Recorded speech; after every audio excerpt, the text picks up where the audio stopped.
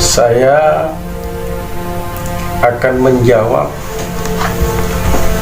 bukan atas nama lembaga Muhammadiyah sebetulnya, secara pribadi. Cuma kebetulan saya adalah anggota Muhammadiyah. Tentang masalah nasab di dalam agama, dalam Al-Quran pun belum pernah Allah menyebut nasab yang paling tinggi manusia ini. Cuma yang disebut dalam Al-Quran itu ulama wa ulul ilmi. Ulul ilmi ini sifatnya nakirah, tidak tertuju dengan ba'alawi. Siapapun yang memahami Al-Quran dan hadis dan menyampaikan tanpa tertutup, itu namanya ulama. Tentang ba'alawi, itu kan kesombongan marga aja. Dalam agama tidak ada.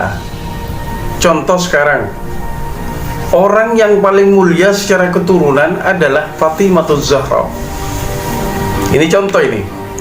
Ketika meninggal, yang mengantarkan cuma 4 orang. Abu Darda, Hasan Hussein, dan Ali. Lalu dengan bangganya Abu Darda mengatakan, wahai kuburan, tahukah siapa yang saya bawa ini? Fatimahuz Zahra. Kuburan menjawab, ada suara, ya Abi Darda, ana baitul waqsah liman laisa lahul amal. Itu mungkin para kiai, para ustadz memahami hadisnya. Dalam agama tidak pernah mengunggulkan seorang yang mengaku nasab.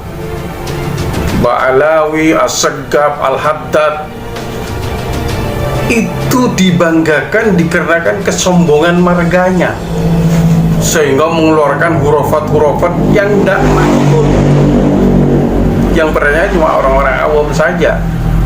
Seperti dikabarkan bisa meludahi neraka, itu setan, itu bukan ulama.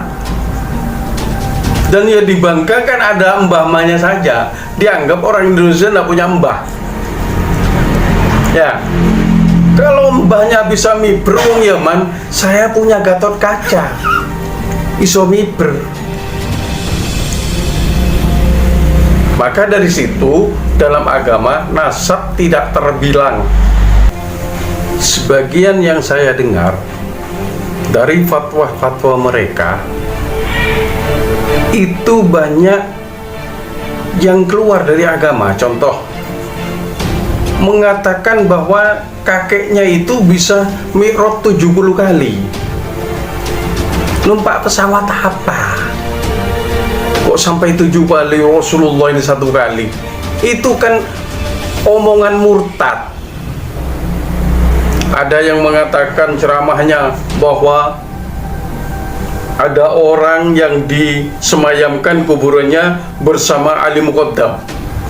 Ketika melihat orang itu disiksa oleh malaikat Munkar Nakir, Ali Muqaddam langsung masuk ke kuburannya dan satu memarahi dan Munkar dan Nakir. Siapa yang bisa? Ini banyak yang saya simpan daripada mauidhah mereka itu. Tapi ya maaf, tidak semuanya. Tapi yang ini merusak daripada marga mereka. Maaf ya, saya daripada mendengar mauidhah mereka, lebih baik saya mendengar guru pribumi. Ya kebetulan saya tidak pernah mengaji kepada mereka.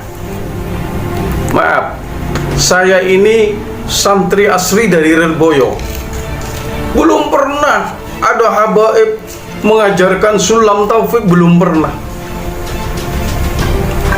Cuma datang minta dihormati, datang suruh mencium tangannya. Ini yang saya tidak setuju secara pribadi. Tidak bernama wadah Muhammadiyah pribadi, tapi kebetulan saya anggota Muhammadiyah. Seperti itu. Kalau pandangan Muhammadiyah, saya belum sempurna dalam menyampaikan, tapi segelintir saya akan bicara Muhammadiyah dengan dzurriyyah walau orang pribumi biasa-biasa saja. Tidak dijadikan figur nomor 1. Bahkan kalau ada keturunan daripada orang Arab itu, Muhammadiyah memanggil abang, tidak Habib. Seperti itu. Lain dengan organisasi yang lain, menyebut dari keturunan marga itu Al-Habib, Al-Kutub, Al-Musnid, Maulana, Al-Habib. Maka dari situ pandangan saya pribadi tidak mewakili siapapun, tapi kalau saya lihat di masyarakat Muhammadiyah, Habib walau apa akan dihormati selama dia baik, selama dia punya akhlak, gak menteng-menteng, gak minta dihormati, gak minta dicium tangannya.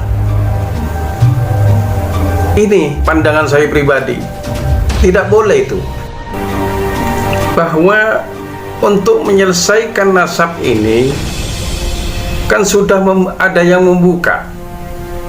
Seharusnya bagi mereka ketika terbuka merapat, tabayun, tidak kebakaran jenggot sehingga ada yang mengatakan kiai kita yang sudah sepuh dikatakan kiai palsu. Maaf, ini Assegaf yang mengatakan ini, kiai kita yang sudah tua dikatakan kiai palsu. Dan mereka mengatakan orang Yaman kesini membentuk ulama-ulama. Tidak, kalau menurut saya mereka datang menjadi orang yang ngelama pada pribumi. Maaf ini. Maka dari situ, untuk satu pribadi saya, kalau ada orang imigran kayak itu, pasti saya deportasi, pasti saya usir. Karena bapak-bapak mereka kesini ki golek mangan, tidak menciptakan ulama, menciptakan orang ngelama terhadap pribumi. Kiai koyo kate dilangkai. Jangan. Ayo, kalau memang ini yang sudah terbuka tentang masalah nasab ini, jangan marah. Jangan marah di kursi.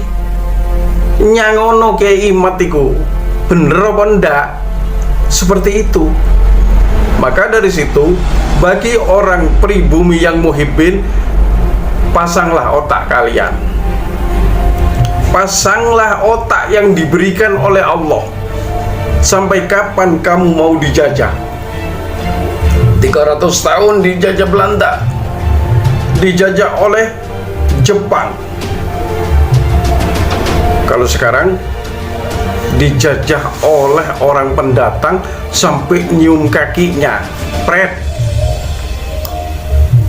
Dengarkan pribumi, dengarkan orang Indonesia yang diberi otak oleh Allah.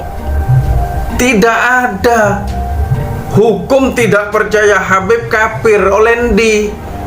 Kitabnya dapat mana? Kok nak enak tidak percaya Habib kafir? Ngaji dhisik sing bener mengkafirkan orang itu.